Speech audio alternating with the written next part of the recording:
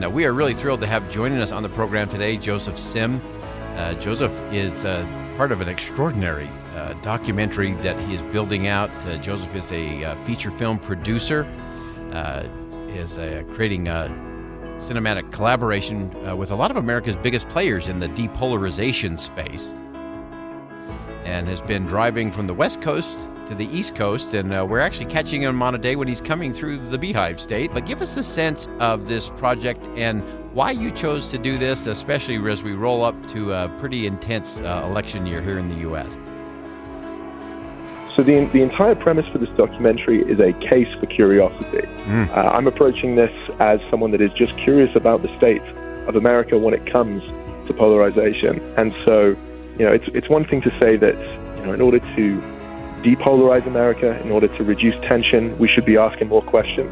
That's a very easy thing to say.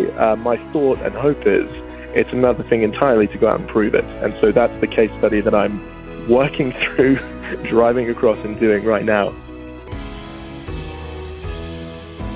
As opposed to the traditional documentary format of bouncing between 5 or 6 experts in a studio space, I figured, wouldn't it be fun if we bounced between 500 strangers across America? So that's what I've been doing.